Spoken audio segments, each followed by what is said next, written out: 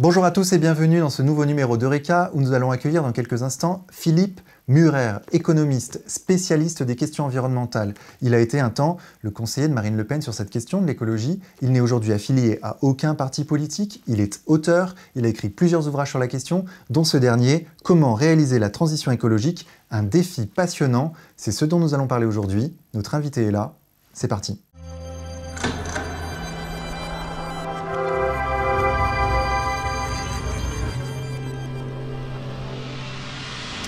Philippe Murer, bonjour. Bonjour Vincent Lapierre, merci de m'inviter. Merci à vous d'être venu. Alors, la transition écologique, tout le monde en parle. Oui. Mais c'est quoi? La transition écologique, c'est quoi? C'est avoir un mode de vie où, en fait, on respecte l'environnement, on ne détruit pas l'environnement. Donc, où on a un mode de vie écologique. Donc, l'homme vit avec la nature et pas contre la nature. Alors évidemment, ça dépend des piliers. C'est-à-dire, par exemple, dans l'agriculture, ça veut dire passer en toute agriculture biologique. Puisqu'aujourd'hui, quand on produit avec de l'agriculture classique, on met des pesticides, des engrais minéraux, tout cela, ça reste dans la terre et c'est en train de détruire nos écosystèmes. On a perdu 80% des insectes, un tiers des oiseaux en 20 ans. Et ça continuera comme ça, tant qu'on continuera avec ce type d'agriculture. Pour l'énergie, c'est se passer des énergies fossiles, puisqu'évidemment, et trouver un autre type d'énergie. On en parlera, je pense, après, parce que les énergies fossiles émettent du CO2, et donc on se retrouve avec des problèmes climatiques et un dérèglement du climat. Ça va être aussi arrêter d'envoyer des millions de produits chimiques différents dans la nature. Parce qu'au bout d'un moment, ça va nous revenir en boomerang et ça va abîmer aussi notre santé, en même temps que la santé des animaux. Par exemple, le nombre de cas d'autistes aux États-Unis a été multiplié par 70 en 40 ans. Ça veut dire qu'il y a un problème majeur qui est lié aux produits chimiques qu'on ingère. Ça veut dire d'arrêter aussi d'artificialiser les sols. On n'a pas envie d'avoir une nature en France où il y a des blocs de béton ou des blocs, des hangars de supermarchés et de magasins spécialisés partout. Voilà, donc c'est tout cela qui permet d'avoir de conserver un environnement sain, parce que si on détruit notre environnement, c'est nous-mêmes qu'on détruit, puisqu'on se nourrit de l'environnement. Voilà, donc le présupposé, c'est quand même que la nature est en danger. Ah, la nature est clairement en danger. Donc quelle est la situation? La situation, c'est par exemple... En France, c'est qu'on a 80% donc, des insectes qui ont disparu, un tiers des oiseaux en 20 ou 30 ans. On a aussi les vers de terre qui sont en train de disparaître de la terre. C'est eux qui régénèrent sans arrêt la terre. On a les abeilles qui disparaissent, c'est un problème de pollinisation. On a grosso modo un cinquième, 20% des espèces en danger. Au niveau mondial, c'est encore plus important. Voilà. Et donc, ça, c'est un problème évidemment majeur. Et sachant que si on perturbe trop l'environnement, en fait, on ne va pas revenir à l'équilibre. C'est ce que disent les grands scientifiques sur le sujet. À ce moment-là, on risque de partir dans l'inconnu vers une zone extrêmement dangereuse où l'environnement va s'auto-détériorer. Et qu'en est-il de ce fameux réchauffement climatique? Alors, le réchauffement climatique, moi je pense qu'il y a un réchauffement climatique dû au CO2. Alors, c'est très simple, s'il n'y a pas d'effet de serre sur la planète, dont une grosse partie est due au CO2, il ferait 32 degrés de moins sur la planète. Donc, bien évidemment, mettre du CO2 dans l'atmosphère, ça réchauffe l'atmosphère. Moi, c'est ce que je pense, personnellement. Mais je ne critique pas les climato-sceptiques. Ce qu'on peut dire, c'est qu'en fait, ce qui se passe, c'est que le carbone était stocké sous terre sous forme de pétrole et de charbon. Ça a été stocké pendant des dizaines de millions d'années. Et là, on est en train de tout brûler à toute vitesse. Donc, évidemment que ça perturbe complètement l'environnement. Moi, la preuve que j'en ai, l'élément le plus probant, c'est le fait que le réchauffement aujourd'hui de la planète, c'est que d'1 degré, en fait, en 100 ans. Ça paraît peu, mais on n'a jamais vu un réchauffement aussi rapide à l'échelle de l'humanité, même à l'échelle des temps géologiques. C'est-à-dire qu'en fait, d'habitude, c'est 10 fois plus court. 10 fois moins rapide, pardon. D'accord. Donc c'est pas tant la hausse que l'accélération de la hausse. Exactement. Ok. Parce qu'on pourrait se dire, et c'est un peu l'argument qu'on entend de la part de ce qu'on appelle les climato-sceptiques, c'est, certes, il y a une hausse, mais en fait, c'est une hausse qu'on observe tous les 10 000 ou 15 000 ans. On observe, c'est cyclique, hein. Il y a une période de glaciation, puis de réchauffement de la planète en fonction de la position de la planète par rapport au Soleil, etc. C'est ça. Est-ce que c'est ça, ou est-ce que c'est dû à anthropique? Est-ce que c'est un réchauffement anthropique qui vient de... Moi, je pense que vous avez raison. Selon l'axe de rotation de la Terre, et tous les 15 000 ans, on a des grands cycles, effectivement, de hausse ou de baisse de la température. Important. Sauf que là, le cycle, il est 10 fois plus rapide que d'habitude. Et il semble donc être lié à l'homme. Mais de toute manière, il n'y a pas que le problème du climat. Il y a aussi le fait qu'on est en train de brûler tout le pétrole, en fait, qui a été accumulé. Le pétrole est fondamental, c'est 40% de l'énergie mondiale. Et en fait, les plus grands géologues, et notamment, il y a eu un article très intéressant qui est sorti dans l'Écho, pour les internautes qui veulent voir, l'écho.be, le pic pétrolier, on y revient, par d'anciens patrons, d'anciens directeurs de l'exploration de très grandes entreprises pétrolières. Et donc, ils disent, il y a un problème de pic pétrolier qui va arriver, et il faut absolument s'en prémunir. Parce qu'à ce moment-là, les prix vont exploser, ça va complètement déstabiliser toute l'économie mondiale, puis même la capacité de chacun de se chauffer à prix abordable, de se déplacer à prix abordable, etc.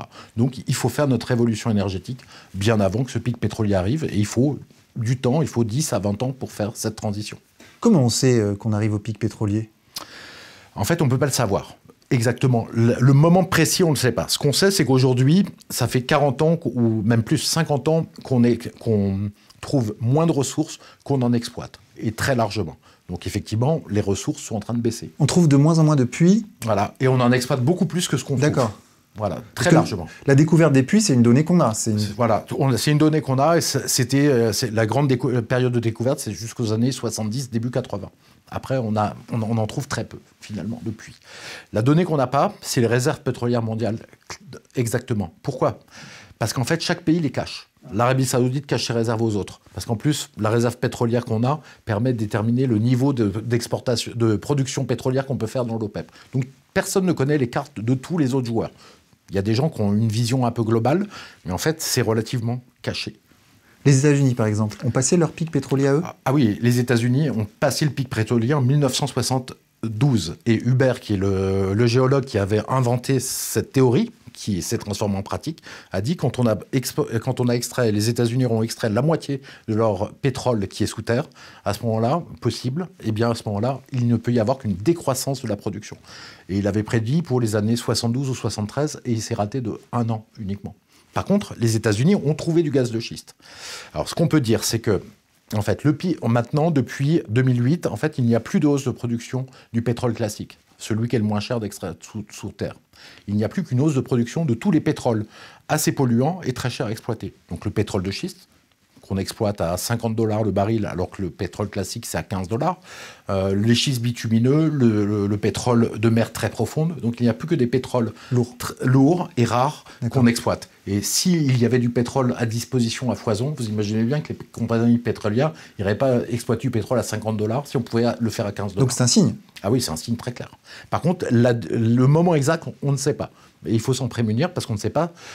Il y a beaucoup de gens qui disent que c'est en 2025, en 2030 ou plus tard, ou 2035 pour les plus optimistes. Mais pour faire notre transition énergétique, il faut plutôt 20 ans. Donc il faut tout de suite s'y mettre. Donc en ce qui concerne la pollution, le réchauffement climatique et le pic pétrolier, si on ne fait rien, qu'est-ce qui va se passer ? Alors si on ne fait rien, le pic pétrolier, c'est un triplement au minimum des prix du pétrole. Donc vos frais de chauffage, vos frais de déplacement, tout va augmenter, les produits. Et donc c'est une vraie déstabilisation de l'économie mondiale. En fait, il va falloir que le prix du pétrole monte tellement haut qu'en fait les gens consomment moins de pétrole. Or le monde consomme toujours plus de pétrole. Donc il faut que les prix montent très très haut pour que les gens arrêtent de se déplacer, une partie des gens arrêtent de se déplacer, pour que la consommation suive le niveau de la production qui va décroître. Les prix sont déjà très hauts. Non, ils sont à 40 $ le baril, mais là, ça sera plutôt à 300 $ le baril. Oui, le prix à la pompe, quoi. Voilà. Les prix à la pompe sont super élevés. Ah oui, mais là, ça ira beaucoup plus cher. Ça sera plutôt, si on est à 300 $ de baril, ça doit faire un prix à la pompe à 3,50 €. Et ça fera, parce que de toute manière, il faut, puisque la production baisse, il faut que la consommation baisse. Donc il faut mettre les prix à des niveaux tellement élevés par le marché que les gens arrêtent de se déplacer, ou de se chauffer, ou se chauffent moins et fassent très attention. Au niveau mondial, donc c'est un problème, ça fait vraiment une déflagration économique. Pour tous les pays qui n'ont pas anticipé, les pays qui ont anticipé auront beaucoup moins de soucis, évidemment. Et au niveau environnemental, si on ne change rien ? Au niveau environnemental, la température va continuer à augmenter vite. Donc on voit qu'on a des problèmes dans les forêts. Alors il ne faut pas confondre le climat et la météo. Mais c'est vrai qu'on a tellement d'années de sécheresse qu'on voit que les arbres sont quand même en train d'avoir des problèmes dans les forêts. Et puis on va avoir et la nature ne va pas pouvoir s'adapter assez vite parce que la température monte beaucoup trop vite. Le climat change déjà est-ce que de manière perceptible ces dernières années, par exemple en France ? Il semble. Dans le sud de la France, Et même à Paris, on n'a jamais eu autant de canicules, de sécheresses, etc. Après, il ne faut pas extrapoler, parce que tout ça, c'est conjoncturel, etc. Sauf que les pics les canicules, on le voit bien, on en a de plus en plus à Paris. Des températures de 35 degrés à Paris, en fait, on en avait rarement avant, et maintenant, on en a de plus en plus souvent. D'accord. Alors la question qui tue, que faire? Que faire? Que faire? Que faire? Eh bien, il faut... Alors, c'est justement, en fait, la question que je me suis posée. Est-ce qu'on a une possibilité de gérer tous ces problèmes de transition, de faire notre transition écologique, c'est-à-dire de passer sur l'agriculture, sur l'énergie, sur les produits chimiques, sur l'artificialisation des sols? C'est la question que je me suis posée. C'est exactement le sujet du livre. Dans ce bouquin qui est vraiment... Alors, je vous interromps 2 secondes pour dire qu'il est passionnant et très clair. Très clair, avec vraiment des mesures concrètes. C'est quasiment un programme gouvernemental, quoi.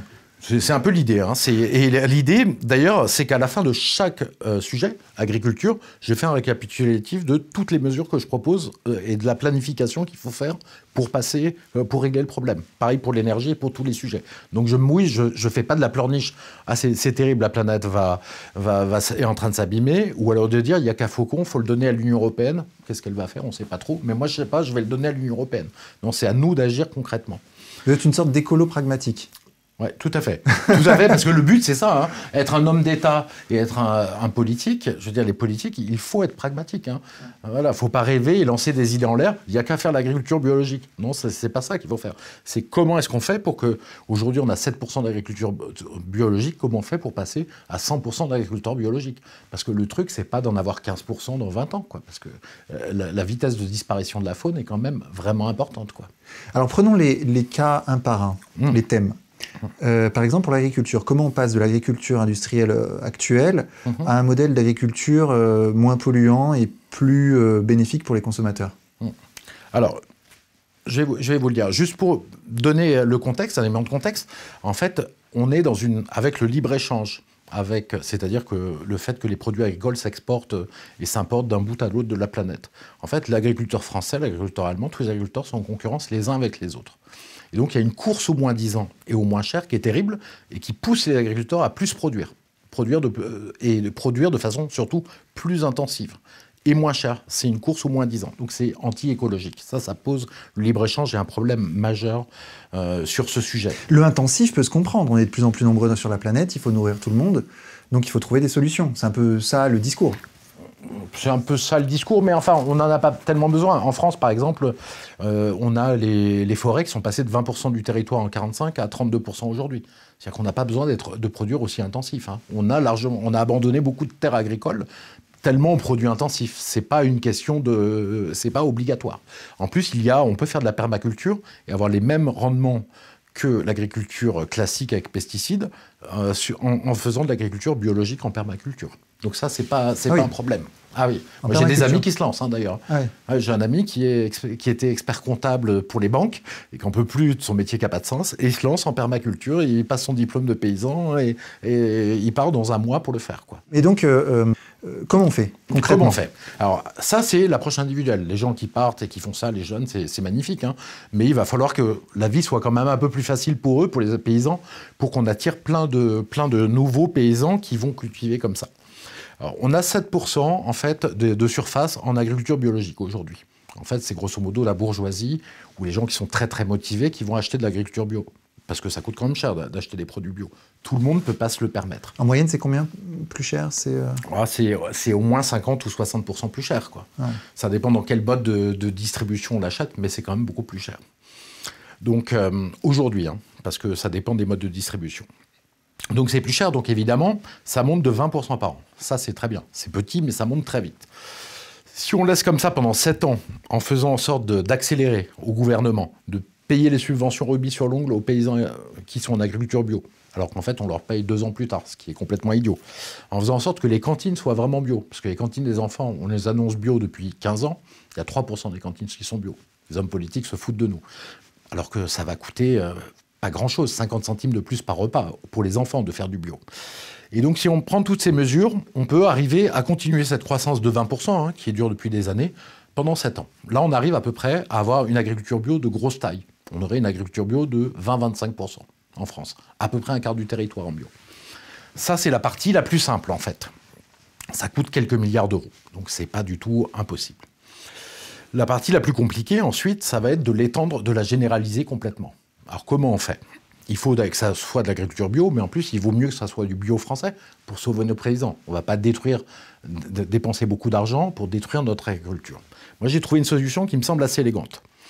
En fait, l'agriculture bio coûte en moyenne, en prix de revient, 30% plus cher que l'agriculture classique. Ce qu'on va faire, c'est que l'État va donner ces 30% de subventions. Il faut bien entendu qu'on ait une politique agricole française, donc pas dans l'Union européenne. L'État donne ces 30% pour que le prix parte du paysan au même prix qu'un produit classique. Ce qui va permettre de faire en sorte d'adopter l'agriculture bio et les produits bio pour tout le monde, puisqu'ils seront parfaitement compétitifs. Pour ça, qu'est-ce qu'on fait? Moi, je pense qu'il faut un référendum. Il faut que les gens tranchent et disent oui ou non, on est d'accord avec ça. Parce que c'est une mesure qui coûte 20 milliards d'euros par an quand même. 20 milliards d'euros pour sauver notre terre, notre écosystème. 1% du PIB, 1% de notre richesse nationale. 20 milliards d'euros qu'on sort des impôts, quoi. C'est ça, c'est ça. Donc, bon, êtes-vous d'accord pour payer, pour subventionner le bio et pour qu'on mange mieux? Et pour qu'on passe à 100% de bio, quoi. Okay. Voilà. Après, soit c'est par interdiction de l'agriculture classique qui détruit, soit par des taxes très élevées sur l'agriculture classique qui fait en sorte qu'il n'y en aura plus. Voilà. Et ça nous permet effectivement 20 milliards d'euros et on passe à cela. Et en plus, on sauve les paysans français qui sont en train de mourir, donc ça c'est très intéressant. On crée 500 000 emplois parce qu'il va falloir beaucoup plus de paysans pour faire du bio. C'est pour ça que c'est plus cher d'ailleurs. Donc c'est bien, moi je pense, à tous les niveaux, et c'est les Français qui doivent décider par référendum de le faire. En plus de cela, comme en fait, on fait des subventions aux agriculteurs français qui sont importantes, en fait, ça fait qu'en fait, les gens vont acheter local français dans des circuits beaucoup plus courts, puisque les produits bio espagnols on ne va pas subventionner les produits bio espagnols, évidemment. Donc voilà, pour moi, ça a tous les avantages. Alors, question, dans la question, le bio est-il vraiment bio? Le bio est bio, bien sûr, il y a un petit peu, tout n'est pas absolument parfait. On met un peu de sulfate de cuivre, de bouillie bordelaise quand on a des problèmes, quand les agriculteurs bio ont des problèmes. Mais rien n'est absolument parfait. Et on peut imaginer, à terme, arriver à se passer complètement des pesticides. Hein. Ça, c'est clair. Mais pour l'instant, il y a quand même encore un peu de cuivre. C'est pas extrêmement dangereux, hein, franchement. Parce que cette norme bio, est-elle la même d'un pays à l'autre? Par exemple, si on achète des bananes d'Amérique du Sud, est-ce qu'on est sûr qu'ils seraient bio? Non. Quand elles arrivent en Union européenne, est-ce qu'il y a un contrôle? Est-ce que les normes sont les mêmes? Il n'y a quasiment aucun contrôle. Il y a un rapport du Parlement, de l'Assemblée nationale, qui montre qu'un quart des produits agricoles qu'on achète, qu'ils soient bio ou pas, ne respectent pas les normes françaises. Un quart des produits qu'on importe, en fait, ne respectent pas les normes françaises. Ils font quoi, étrangers. Ah bah ils font rien là-dessus, ils ne font rien. L'Union européenne dit ça devrait bien se passer, mais c'est vrai que des pays comme l'Équateur qui produisent des bananes, je veux dire, vous voyez, les consommateurs voient très bien la différence entre une banane équatorienne bio et une banane antillaise. Les bananes antillaises sont bien meilleures, quoi. Donc je ne sais pas pour quelle raison exactement. Et en plus, en termes sanitaires, on est sûr que les bananes antillaises sont produites en bio. Alors que l'Équateur, c'est l'Équateur qui délivre son certificat. On n'en est absolument pas sûr. D'accord. Donc quand même, dans votre pensée, il y a un présupposé qui plane au-dessus de tous les sujets qu'on aborde, c'est la sortie de l'Union européenne. Ah ben on peut rien faire, parce qu'on n'a pas le droit de faire une politique agricole française si on est à l'Union européenne. On ne pourra pas subventionner les produits. On ne pourra pas taxer plus les produits agricoles classiques quand on étendra le bio à 100%. Tout ça, on n'a pas le droit. On a le droit de rien faire, quoi, en fait. Donc on ne peut rien changer. L'Union européenne, c'est plus d'agriculture intensive tout le temps. D'ailleurs, là, le truc scandaleux, c'est l'accord de libre-échange qu'ils viennent de signer. Un avec le Mexique, avec de l'élevage ultra-intensif qui va détruire la nature côté mexicain et détruire les éleveurs français. Et puis l'autre, c'est avec le Brésil. Macron nous avait dit « Ah ben non, l'accord avec le Brésil est terminé. » Non, la Commission européenne vient de finir de le négocier en juillet. Et en fait, cet accord, c'est pour importer plus de bœuf brésilien, plus de soja brésilien. Et tout ça, c'est planté dans la forêt amazonienne. On la défriche pour ça. Les Brésiliens défrichent, plantent et nous envoient les produits chez nous. Donc ça détruit la forêt amazonienne, ça détruit nos éleveurs chez nous. Donc on voit que c'est un jeu qui est complètement perdant-perdant. Chaque pays doit être relativement souverain au niveau alimentaire, arriver à peu près à se nourrir lui-même, à part les pays qui sont désertiques, qui sont des exceptions. D'accord, donc je reprends un sujet que vous aviez juste abordé tout à l'heure, c'est celui des pesticides. Les vendeurs de pesticides, les multinationales qui font du business là-dessus, ne laisseraient pas faire de telles réformes. Quel rôle jouent-elles dans tout ça? En fait, tout dépend. Si vous avez un gouvernement corrompu, elles vont graisser la patte, elles vont donner de l'argent pour qu'ils ne le fassent pas. Donc c'est ce qui se passe aujourd'hui? Non, moi je pense pas. C'est le fait qu'on est dans l'Union européenne qu'on n'a rien le droit de faire, quoi, effectivement.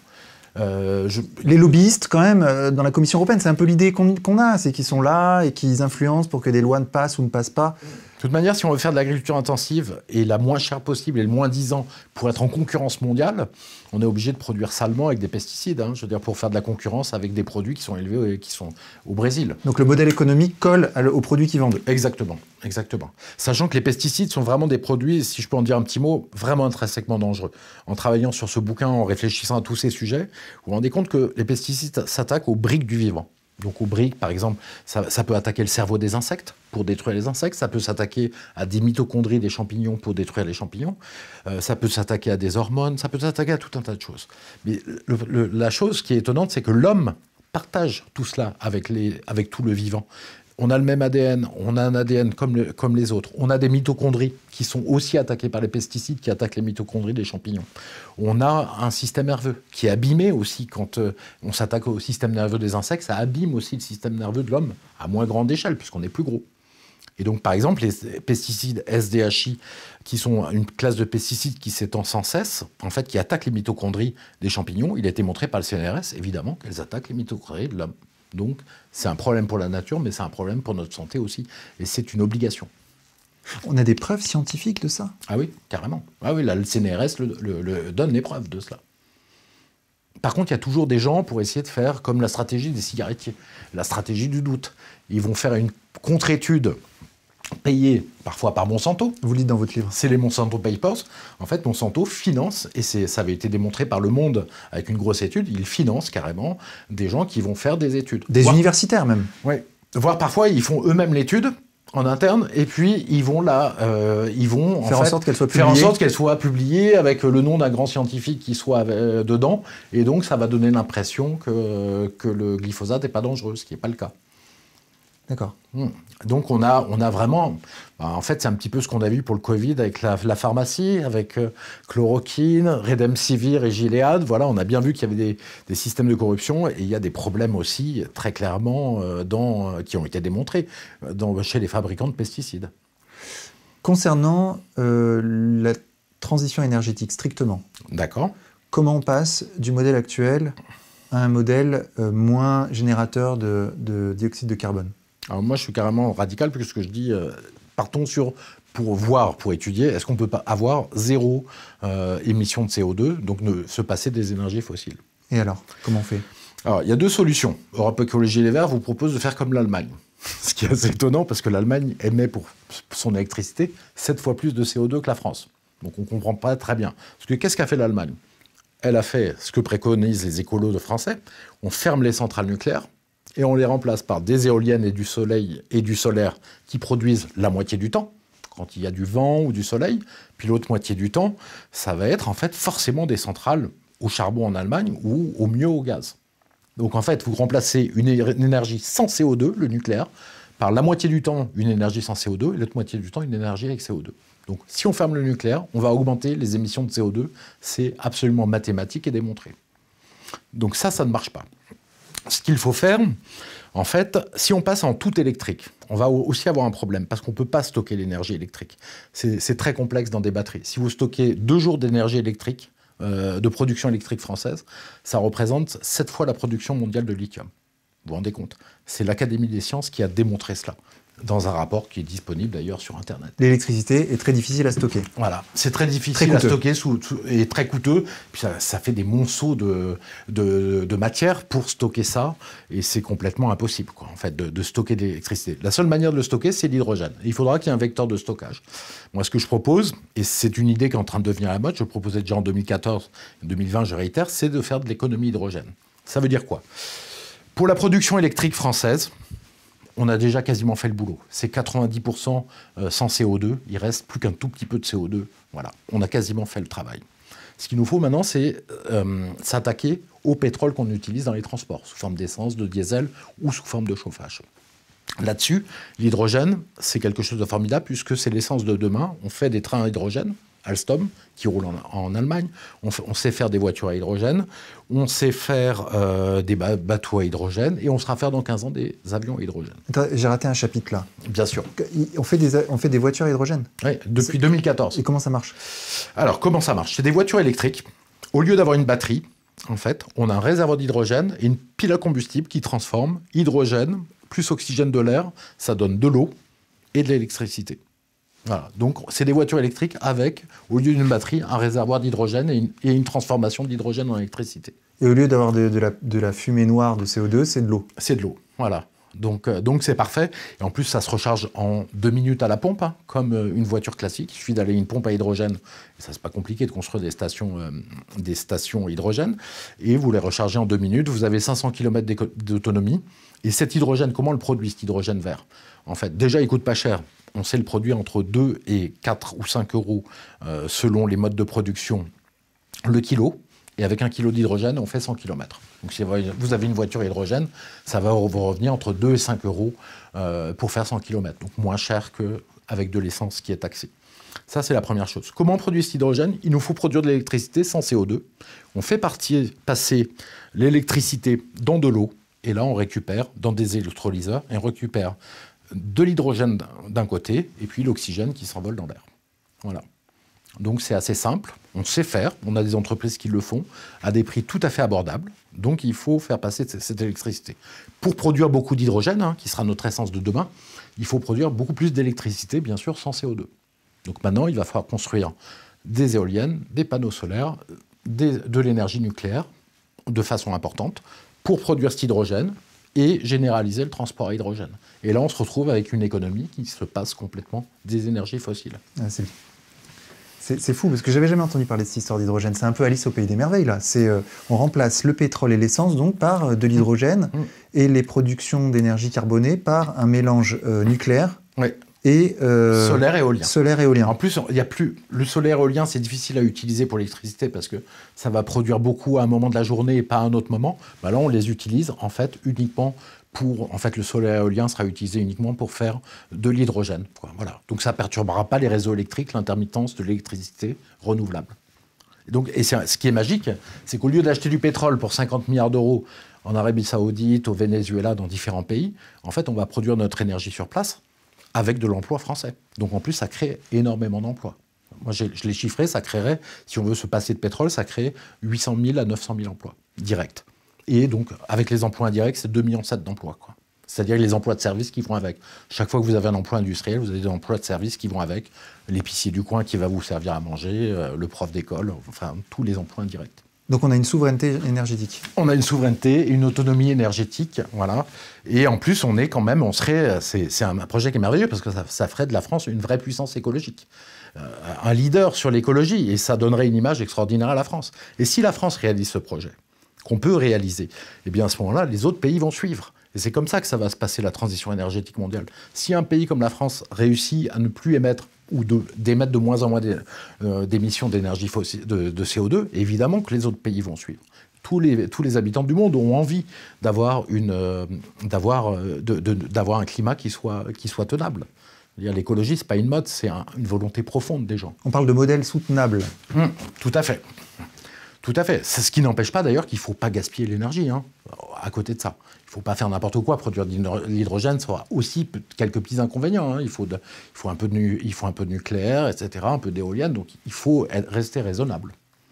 Alors, bien entendu, le coût, je l'ai chiffré, c'est 1 500 milliards d'euros. Donc pour toute la transition énergétique. Donc il y a cette partie-là, il y a la partie habitation, chauffage, qui est plus simple et qui est plus petite, mais ça coûte 1 500 milliards d'euros.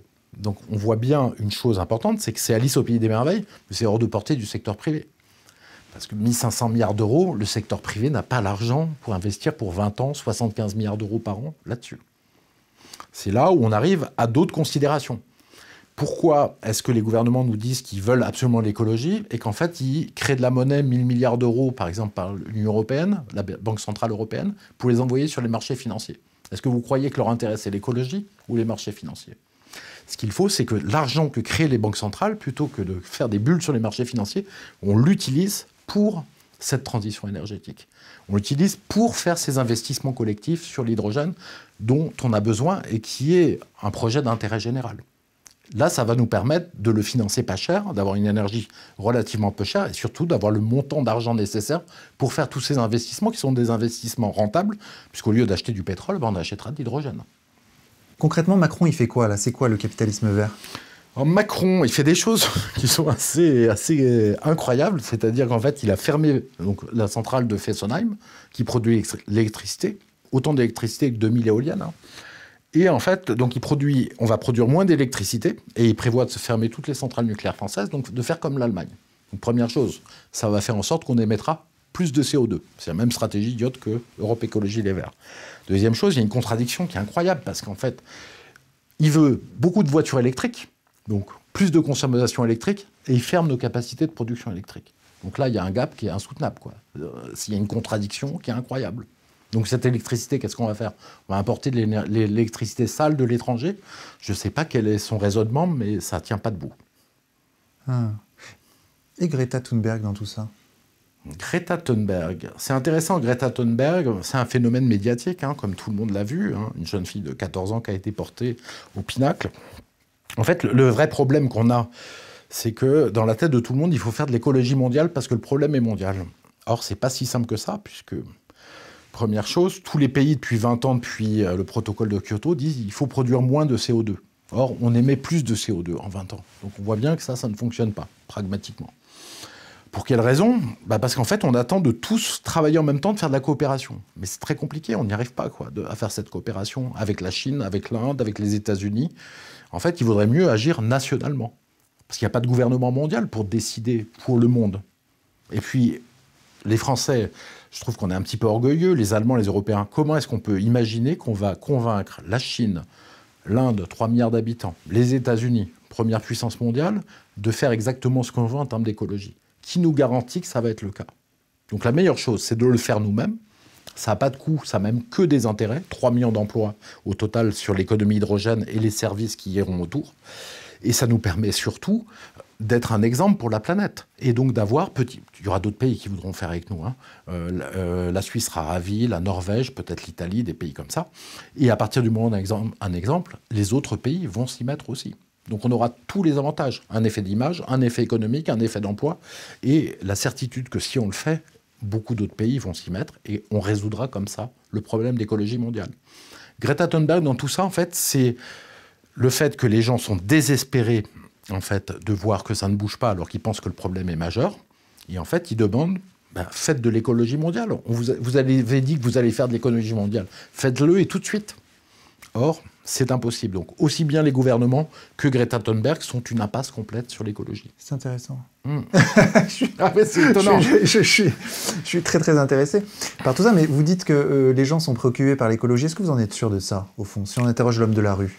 C'est l'un des premiers sujets qui ressortirait en termes de politique Il y a 3 sujets, hein, parce qu'il y a beaucoup de... Comme la France n'est plus gouvernée depuis des années, elle est gouvernée par l'Union européenne, effectivement, quand on n'a plus de souveraineté, tous les sujets partent à la dérive.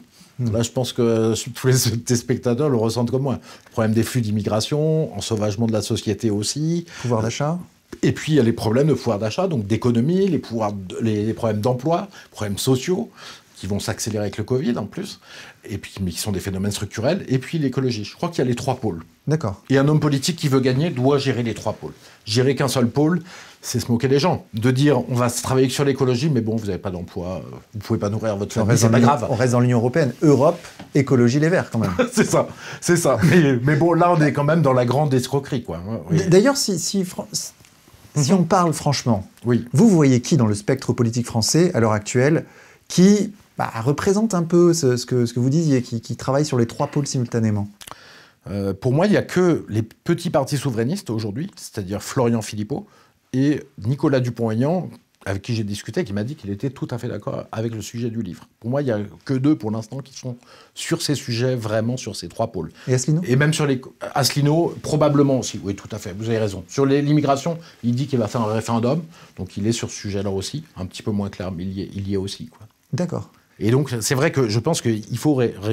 Les 3 sujets sont importants. Il faut arrêter de dire il faut résoudre un sujet, un problème et pas un autre. Quand on a 3 problèmes, on résout les 3 problèmes. Si on sort du discours culpabilisateur médiatique habituel, où en est la France aujourd'hui en termes d'écologie? La France se débrouille pas mal en termes d'écologie. Hein. Effectivement, il y a un discours très culpabilisateur. Par exemple, la production d'ordures ménagères. Ça, c'est de l'effort individuel, l'effort aussi au niveau de l'emballage. Les Français, chaque habitant français fait 20% moins d'ordures ménagères qu'en 2002. Donc ça, c'est quand même pas mal. Autre chose, plus important, mais là c'est collectif, depuis 1990, la France a baissé de 25% ses émissions de CO2 par habitant. Voilà. Donc c'est vraiment un truc très joli. L'Allemagne a fait moins 15, les États-Unis ont augmenté, puis maintenant ils diminuent. L'Angleterre fait aussi un beau chemin. L'Angleterre. Mais avec quelle mesure on a obtenu ce résultat? En France, il y a le nucléaire, première chose, qui a continué de 90 à 98. Ah oui. Donc on a remplacé de l'énergie fossile par qui servait à faire de l'électricité par du nucléaire. Le nucléaire en France a permis d'économiser 20 ans d'émissions de CO2 d'un pays comme la France de 2018. C'est gigantesque, quoi. Attendez, alors justement, parlons précisément de ce nucléaire-là, parce qu'il y a quand même pas mal de choses, de bruit qui circulent. Et la première d'entre elles, c'est les déchets nucléaires. Les déchets nucléaires représentent peu de choses. Alors c'est vrai que c'est l'inconvénient du nucléaire. Toutes les énergies ont des inconvénients. Le fossile, c'est le climat, et le CO2, et puis leur épuisement. Les éoliennes, c'est le paysage. Le solaire, c'est que ça couvre du sol, donc c'est quand même un problème. On ne peut pas en installer partout. Il y a une limite, ça couvre des surfaces au sol. Et puis le nucléaire, c'est effectivement les déchets. Mais la quantité de déchets nucléaires, en fait, c'est très petit. Ce qu'on a produit en déchets nucléaires, c'est même pas la taille de l'Arc de Triomphe depuis 50 ans. Il y a aussi l'extraction de l'uranium en Afrique, etc. Oui, enfin, ça rapporte pas mal de devises en Afrique. Je pense que les Africains sont très contents de nous vendre leur uranium et de récupérer des devises pour leur économie. Je pense que c'est quelque chose qui est quand même plutôt positif. Et l'uranium, il est en quantité illimitée il y en a pour 100 ou 150 ans. Après, on peut passer à d'autres technologies. On est capable de faire... Ça, c'est intéressant, en fait, de partir là-dessus. En fait, le nucléaire, il faudra le changer. Alors, on peut passer soit des technologies où, en fait, là, on a besoin, on peut continuer, parce qu'on n'utilise qu'une très petite partie du combustible quand on utilise l'uranium dans le nucléaire. On peut partir sur des technologies où, en fait, on en a pour des centaines et des centaines d'années de nucléaire. Ça, c'est la première chose. On peut partir aussi sur le thorium. Ça, c'est encore plus intéressant. Parce que le thorium, c'est un matériau qui n'est pas fissile. Donc, on peut faire des centrales au thorium. On a 80 ans de réserve en France de thorium qui sont sortis de terre au moment où on a fait de l'exploitation minière, qui sont gardés et stockés. Et ce thorium, en fait, ce qui est très intéressant, c'est qu'on peut faire des centrales nucléaires où il n'y a pas de risque d'explosion ou de quoi que ce soit. Il n'y a pas de risque de fusion du cœur. Donc ça, c'est formidable. Parce qu'en fait, il faut le bombarder avec des neutrons pour qu'ensuite ça devienne fissile et que ça puisse faire une petite réaction nucléaire qu'on va transformer en chaleur. Donc si vous perdez l'électricité, la source de neutrons s'arrête et votre centrale s'arrête aussi. Il ne peut pas y avoir de Fukushima avec le thorium. Il ne peut pas y avoir de Tchernobyl, de Fukushima, de Three Mile Island. Donc c'est quand même une énergie super intéressante. Et qu'est-ce qu'on attend ? Qu'est-ce qu'on attend ? Vous voyez bien qu'il n'y a pas de vision stratégique en France. Donc, effectivement, on ne fait pas de recherche. Alors que les Chinois font des recherches, que les Américains font des recherches et que les autres font des recherches dessus. Parce que c'est normalement le problème technologique est franchement pas impossible à résoudre. On a fait fonctionner dans les années 60 des centrales presque au thorium, c'est-à-dire juste au successeur du thorium, l'uranium, si je ne me trompe pas, 239. Et en fait, pourquoi le choix n'a pas été fait d'utiliser cette technologie thorium-uranium 239, c'est parce les militaires ont dit non, on ne veut pas de ça, nous. On veut quelque chose qui produise des déchets nucléaires, du plutonium, pour faire des bombes. Et c'est pour cela que la filière, qui n'est pas la meilleure filière, a été développée. Elle produit des déchets nucléaires et elle peut produire des bombes, alors que l'autre, effectivement, ne produisait très peu de déchets nucléaires, voire aucun. Et on ne pourrait pas faire de bombes avec. Alors vous parliez de Fukushima, c'est intéressant parce que c'est aussi dans l'inconscient collectif un peu, et moi-même d'ailleurs, l'idée qu'on a, c'est-à-dire que la difficulté avec les centrales nucléaires, c'est que une centrale nucléaire, des fois ça explose. Et c'est chiant. Ouais, c'est très embêtant. Bon, alors ceci dit, première chose, le nombre de morts par les centrales nucléaires est infiniment plus bas que par les centrales au charbon. Ou les centrales au... Ah bon ? Ah oui, infiniment plus bas. Il y a eu d'ailleurs, il y a eu peu de morts directes par Fukushima, tant mieux. Deuxième chose, les centrales nucléaires françaises sont beaucoup, beaucoup plus sécurisées. Vous êtes sûr de ça ? Ah oui, certains. J'en ai visité d'ailleurs. C'est impressionnant le niveau de sécurité. Il y a 5 niveaux de sécurité différents. C'est-à-dire que vous pouvez déjà, même si la centrale, par exemple, vous perdez votre électricité, vous perdez votre source de refroidissement, il y a une source de refroidissement interne qui va vous permettre de fonctionner pendant plus de 12 heures pour refroidir sans que la centrale ait le moins de problèmes. Ce qui n'était pas le cas à Fukushima. Beaucoup moins de temps. Vous avez ensuite des pompes de secours qui sont partout, des pompes diesel pour effectivement pouvoir refroidir votre centrale et qu'il n'y ait pas de problème. Si ces pompes de secours, il y a un problème, il y en a qui sont enterrées dans un bunker pour qu'il y ait un cataclysme, on puisse les chercher dans le bunker et les mettre. Et si même ça ne marche pas, à ce moment-là, il y a une force d'action rapide avec l'armée qui envoie les pompes et qui permet de remettre effectivement le refroidissement très rapidement. Donc on a un nombre de niveaux de sécurité. La seule chose qui me gêne, je vais vous le dire, c'est le fait que ce soit trop marché. C'est-à-dire qu'EDF, on le pressure tellement en le mettant en bourse, en lui demandant d'être super compétitif, etc., qu'ils prennent des risques. En le privatisant, tout simplement. Voilà, c'est le mot. On est en train de le privatiser à bas bruit et en fait que ça crée un petit risque parce que en fait ils font beaucoup trop de sous-traitance pour baisser les coûts et donc il y a un peu moins de sérieux là-dedans. C'est à cause de l'Union européenne qui a demandé ça, de privatiser EDF et ça crée un petit risque parce que la sous-traitance est de moins bonne qualité que l'expertise des agents d'EDF là-dessus. On en revient toujours à l'Union européenne. Ouais, c'est clair, elle est partout quoi. Elle est partout, c'est elle qui dicte notre politique économique, énergétique. Elle a demandé à privatiser nos barrages. Parce que là, les barrages hydroélectriques, on croit que ce n'est pas un risque. Mais là, il y a un vrai... C'est vrai que c'est une énergie propre, c'est que de l'eau, tout paraît bien. Mais là, le risque, il est très important. S'il y a un barrage qui saute, on peut avoir des milliers de morts, quoi. Voire plus, voire pire. Si c'est un barrage sur le Rhône qui saute, les dégâts peuvent être considérables. On peut avoir une vague de 7 mètres qui balaye tout sur des distances considérables. C'est un vrai risque. Et là, l'Union européenne a demandé à la France de privatiser ces barrages. Donc c'est comme les autoroutes. On les a construits, ils sont amortis. Et en plus, c'est une infrastructure critique qui doit être gérée par le public pour qu'il n'y ait aucun risque de sécurité. Et là, on demande de les privatiser, ce qui va augmenter le niveau des risques si on les privatise de façon très importante.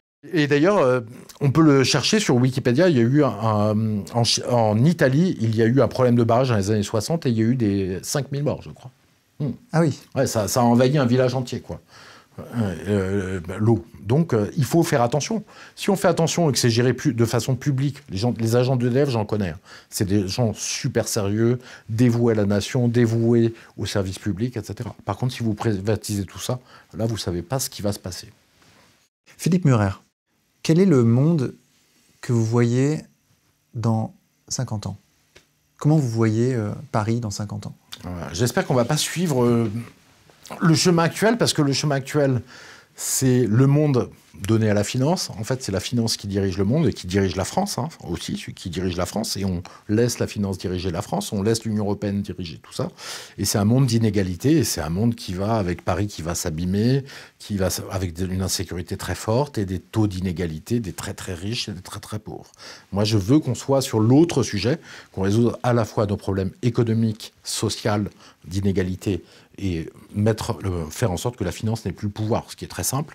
Et ensuite, écologique. Ces deux problèmes doivent être résolus. Ils peuvent être résolus en même temps. On peut faire une économie qui est aussi écologique et qui sera beaucoup plus saine. Pour ça, il faut un capitalisme qui soit plus tempéré. Donc il faut prendre la main sur la Banque centrale. La Banque centrale n'est pas là pour donner du pognon aux spéculateurs pour qu'ils jouent sur les marchés financiers. Les 1000 milliards d'euros que donne la Banque centrale européenne aux marchés financiers, elle est là pour l'économie réelle et nos vrais projets. Donc ça, c'est la première chose. La finance pour les projets publics et pour l'économie réelle, pour les entrepreneurs et pour les ménages. La deuxième chose, il faut le tempérer par le libre-échange. Il faut arrêter le libre-échange complet. Donc il faut arriver à avoir un libre-échange tempéré ou un protectionnisme tempéré, comme vous voulez. Il faut avoir des frictions. Parce que le vrai problème, je ne vous en ai pas parlé dans l'économie hydrogène. L'économie hydrogène, si vous la construisez avec des produits fabriqués en France, soit des entreprises françaises, on sait faire tous ces produits, soit en fait des entreprises étrangères qui viennent produire en France. Là, vous créez de l'emploi en France. Mais si vous avez en libre-échange total, vous ne pouvez rien protéger, eh bien à ce moment-là, c'est des produits chinois qui vont venir. Peut-être même des produits allemands, mais surtout des produits chinois. Et donc vous allez dépenser des centaines de milliards d'euros et vous ruinez. Moi, je veux que le pays qui est vertueux écologiquement, en fait, ce soit lui qui gagne, en tout cas pour l'emploi des personnes. Il dépense, il est vertueux, il faut que ça emploie des personnes françaises. Là, dans ce cas-là, on aura un pays beaucoup plus sain au niveau économique et social, beaucoup moins d'inégalités, beaucoup plus de prospérité, un pays propre, écologique, un pays où les gens sont fiers d'eux-mêmes, puis un pays où les jeunes ont un projet collectif, qu'ils auront porté, Et là, donc, ils seront fiers d'être arrivés à avoir respecté l'environnement, à avoir une économie qui respecte l'environnement. Mais alors attendez, là je vous attends au tournant. Faut-il également sortir du dogme de la croissance? Là, c'est un sujet plus compliqué. Parce que, effectivement, sur le court terme, sur 50 ans, 100 ans, on peut faire du marché, mais très tempéré, etc., et continuer à croître. Ça, c'est pas un souci. Et en même temps, mettre en place une économie verte et écologique. Sur le très très long terme, c'est pas possible. Ou alors, il faut coloniser d'autres planètes, etc. Pourquoi ? Le capitalisme, il a besoin de croissance. Vous êtes d'accord avec moi? Parce que sinon... Vous faites des gains de productivité de 1% par an, c'est ce que fait le capitalisme, généralement, les entreprises. Donc vous licenciez. Si vous avez zéro croissance et vous produisez avec 1% de personnes en moins, il faut les licencier, ces personnes. Donc le capitalisme en croissance, c'est des licenciements qui n'arrêtent jamais. Et donc c'est un taux de chômage qui, en 50 ans, tourne à 50%, puis dans 70 ans, 80%. Donc qu'est-ce qu'on va faire de ces gens-là? Et qu'est-ce que les gens font? Ces gens-là vont faire de leur vie. Donc, c'est pas possible à très long terme, c'est pas possible un capitalisme en croissance. Le capitalisme nécessitant toujours de la croissance. Si vous faites 2% de croissance par an pendant 200 ans, il faudrait calculer 1,02 puissance 200, mais c'est gigantesque. Ça doit faire une production multipliée par 50 sur la Terre. Vous imaginez? On ne peut pas avoir 50 plus de produits industriels, 50 fois plus de voitures, 50 fois plus même de services. C'est pas possible. On n'y arrivera pas. On va détruire et la nature et l'homme. Sauf si l'obsolescence programmée, sauf si on remplace, on ne fait que remplacer de manière cyclique. Oui, mais en fait, pas vraiment. Il va falloir de la croissance et donc plus de biens. Alors, on peut faire des biens de plus grande qualité, etc., qui durent plus longtemps, mais au bout d'un moment, on va être submergé de biens. La croissance, c'est exponentiel. Donc, il faudra trouver un autre système que le capitalisme. C'est pas tout de suite. On n'est pas obligé de le faire tout de suite. On a le temps. Il faut d'abord résoudre les problèmes importants d'écologie, agriculture, énergie, et faire de la croissance verte. Ça, on peut le faire. Mais il va falloir trouver une nouvelle philosophie de vie, une nouvelle façon de faire fonctionner l'économie. Une nouvelle civilisation. Ouais, tout à fait. De nouveaux modes de vie, quoi. Une nouvelle façon de faire. Mais ça, c'est aux jeunes de l'inventer. On n'a pas d'idée pour le moment. Donc, sortir dans la rue et dire « ah bah le capitalisme », d'accord, bah alors qu'est-ce que vous voulez faire? Du communisme? Non. De l'anarchisme? Ça va sans doute pas marcher. Donc, c'est quoi le sujet? Vous voyez? Donc, tant qu'on n'a pas de philosophie de rechange, on est obligé de rester quand même dans de l'économie de marché, même si elle est très tempérée. Philippe Murer, je vais vous poser des questions de nos contributeurs, avec du moins certaines que je vais choisir, et vous allez y répondre. Avec grand plaisir. Acceptez-vous le défi? Ah oui, avec grand plaisir.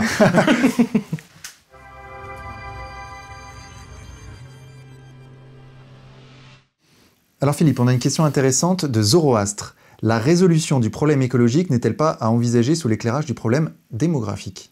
Alors le problème démographique, j'ai dû le chercher en travaillant le bouquin, parce qu'il faut beaucoup bosser quand on travaille le livre. J'ai regardé toutes les projections de population que faisait l'ONU. On se rend compte qu'on a quelque chose qui ne ressemble pas du tout à ce qu'on imagine.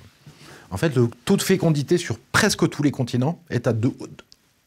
En dessous de 2 en Europe et aux États-Unis, légèrement au-dessus de 2 en Amérique du Sud et en Asie. Ce qui veut dire qu'en fait, à part l'Afrique, tous les continents sont à l'équilibre démographique et les populations ne vont plus augmenter, ni en Asie, ni en Amérique du Sud, Amérique du Nord, ni en Europe. Plutôt baisser, ni en Océanie. En fait, il y a un seul sujet démographique, c'est l'Afrique qui a un sujet démographique, puisque eux, ils ont encore un taux de fécondité de 4,5, et donc ils vont avoir une évolution de la population qui est très compliquée à gérer. C'est-à-dire qu'ils vont passer de 1,3 milliard d'habitants aujourd'hui à 2,5 doublés en 2050 et théoriquement 4,3 pratiquement encore doublés d'ici 2100. Et après, ça devrait s'arrêter. Donc, eux, ils vont avoir une multiplication par plus de 3 à 4 de leur population. Ils vont avoir un vrai problème et l'Afrique doit gérer ce problème. Parce qu'on ne peut pas imaginer qu'il va y avoir 2 milliards de migrants sur toute la planète. Ça déstabiliserait toute la planète, quoi.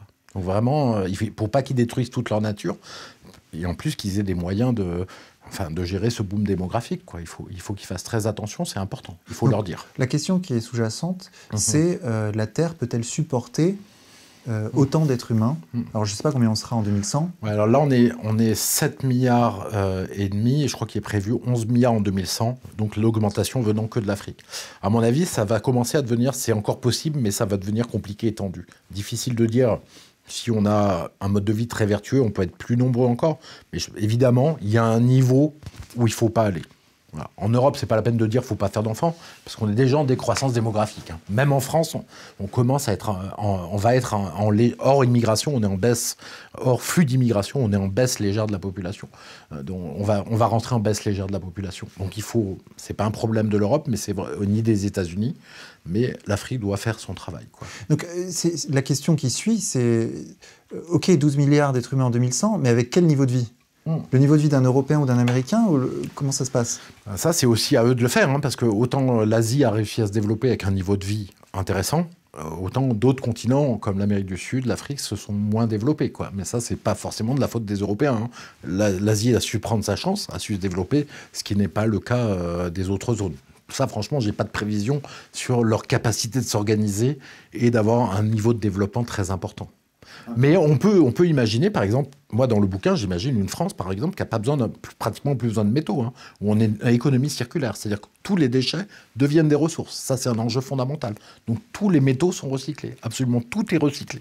Et donc notre énergie produite sur place par le soleil, le vent et le nucléaire, voire la fusion thermonucléaire qui viendra quand même dans 100 ans, elle y sera.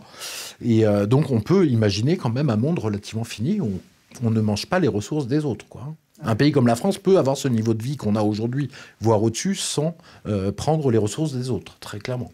La question, en fait, c'est savoir si, pour que les autres puissent atteindre un niveau de vie convenable, les pays du tiers-monde, disons, Oui. appelons-les comme ça, faudra-t-il que les pays qui surconsomment aujourd'hui, comme l'américain moyen ou l'européen moyen, baissent leur La France n'est pas, niveau de vie. La France n'est pas vraiment sur consommation. Hein. Donc, on l'a vu sur l'énergie, puisque la France émet moins de CO2 qu'un terrien moyen.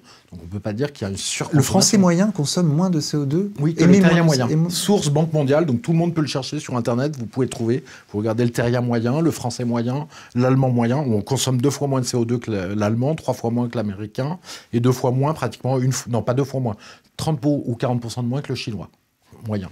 Donc on a un niveau d'émission de CO2 très faible. Et si on recycle tout en ressources, on n'a plus besoin, si vous voulez, c'est pas un acte de prédation sur le reste du monde. Hein.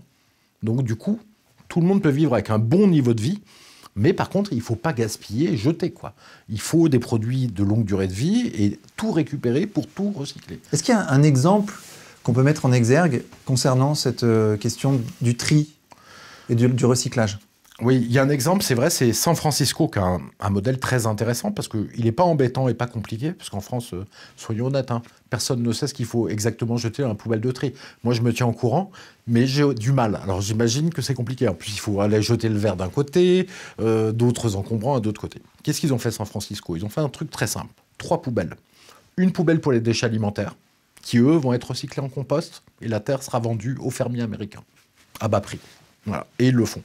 Une poubelle pour ce qui est irrécupérable, le trash, pour l'instant qu'on ne sait pas recycler. Petite poubelle, voilà. Et une autre poubelle, on met tout le reste. Les déchets de bois, de métaux, de papier, de plastique, etc. Et tout cela, ensuite, est trié, amené dans des centres de tri totalement automatisés, avec l'homme qui finit à la fin pour finir le travail, fignoler. Et tout est complètement trié.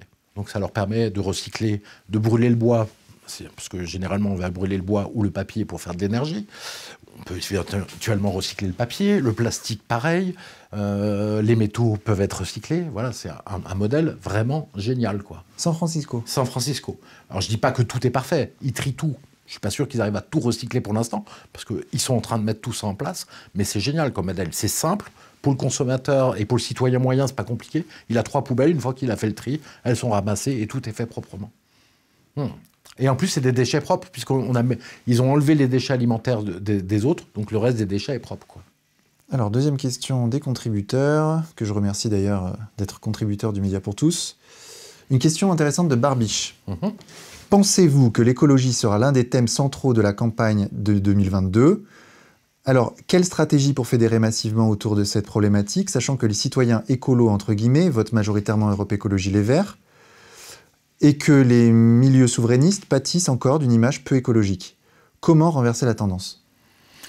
Ils pâtissent d'une image peu écologiste parce que aussi les médias leur posent jamais de questions, les invitent jamais pour parler d'écologie. Hein. Nicolas Dupont-Aignan, Florian Philippot sont jamais invités à parler d'écologie, puis les autres souverainistes aussi. Donc ça biaise le sujet. Je pense qu'il faut le traiter en expliquant que l'écologie ça va pas être taxation, interdiction, destruction des entreprises, ça va être au contraire l'écologie, on va le faire au niveau français qu'un État stratège pour créer de l'emploi, créer de la richesse, comme on l'a expliqué sur l'économie d'hydrogène, et éviter les interdictions inutiles, quoi. Donc je pense qu'à partir de ce moment-là, c'est un bon sens. Les gens auront envie, puisqu'on a tous les avantages, quoi, à ce niveau-là. Après, il faudra le faire connaître, et comme les médias ne voudront pas forcément, les médias traditionnels, faire connaître ces propositions, il faudra passer par des médias alternatifs, par le bouche à oreille. De toute façon, on ne s'en sortira pas si les citoyens les gens ne reprennent pas pied dans la politique. C'est eux qui vont changer ce monde où le monde va partir à la dérive dans ce qu'on disait, financiarisation, inégalité. Il faut que les jeunes et tout le monde s'occupent de politique pour qu'on change ce système, quoi. D'accord. Donc une question intéressante de Gilles. Qu'en est-il de l'obsolescence programmée ? L'obsolescence programmée, c'est le fait qu'effectivement les produits, leur durée de vie, en fait, est réduite volontairement par les fabricants. Mais on peut aller plus loin, en fait. La durée de vie des produits, on le voit bien avec l'électroménager, par exemple. Ces produits durent de moins en moins longtemps. Les produits qui duraient 15 ou 20 ans, aujourd'hui, vous achetez un frigo, un lave-linge, vous imaginez qu'il va durer 7 ou 8 ans. Donc on a un problème de durée de vie des produits. C'est pas une théorie du complot. Non. Les industriels s'organisent pour que leurs produits durent moins longtemps. Oui, en tout cas, leurs produits durent moins longtemps. Je ne sais pas pourquoi, mais je constate que... Il y a une curieuse coïncidence. Curieuse coïncidence, tout le monde pourra constater que les produits entre la recherche de profit frigo, etc. Voilà, moi le lave-linge de mes parents, il a duré 25 ans, moi le lave-linge, il dure plutôt 7 ou 10 ans. Donc pourquoi on a quand même l'impression que plus ça évolue, plus la durée de vie des produits baisse. Est-ce que c'est pas aussi parce que le consommateur veut payer moins cher ? Oui, bien sûr. Oui, il veut payer moins cher. De toute façon, et puis souvent, ces produits sont maintenant fabriqués en Chine ou dans des pays où on fait moins attention à cela, quoi. Il y a une mondialisation qui a créé ce problème. Après, moi, je veux pas...